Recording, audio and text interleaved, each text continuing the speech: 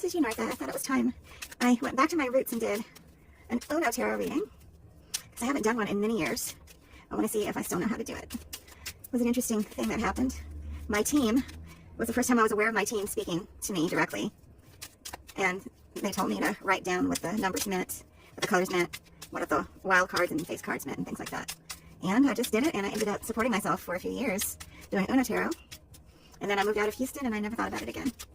So, one, as it occurred to me, one could be the self, one could be health, one could be being alone, standing alone. Blue represents peace, tranquility. It can represent the things that you associate with blue. It can represent thought, subconscious, deep thought. It could be, so it really needs other cards for it to appear in context. And I don't have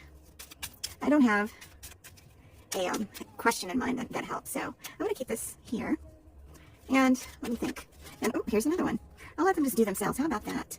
Here, here, here, and here. And let's do one more, just to see. I'm not going to do reversals. No, that was just me being clumsy. Not today, but I just want to see if I can still do it. And what's the other one? What is the theme? 3 represents, that's a spiritual number. It represents expansion, growth, life lessons that you'll learn. And I used to really be fearful of getting a 3, especially a red 3. I was like, oh no, a hard life lesson is coming.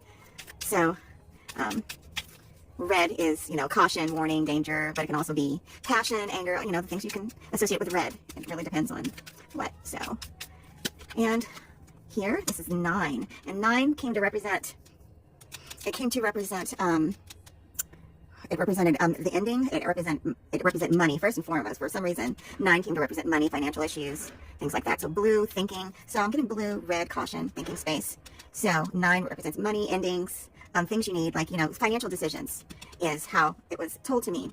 So with this 1, 3, and 9, and again, these aren't numerology readings. These are, they can't overlap, but this is just what was told to me. Numerology, not numerology, but 1, 3, and 9, in the context of Uno Tarot, is something about, so this makes me think, there is an issue of health and self-care. I'm starting to think about, caring for myself. It's been a hard spiritual lesson for me to learn how to care for myself in a responsible way, particularly financially. But I'm in a space now where I'm finally open to the learning that is happening that I've been kind of putting off. And that's actually true for me right now, in that I used to resist and resist. I didn't want to learn. I was too scared to make decisions outside of my comfort zone. I played it safe, and I perpetuated situations, health-wise and financially, that just kept me in the same space, in the space I didn't want to be. But I'm finally ready to confront that now, and I think this is a message from Uno Tarot. It's like, you are finally in a thoughtful space to contain the hard lessons that you've learned. And if I were to keep going, I bet, so I can say, this is where I am. What's the advice? Let's do the advice. What is the advice? How should I proceed?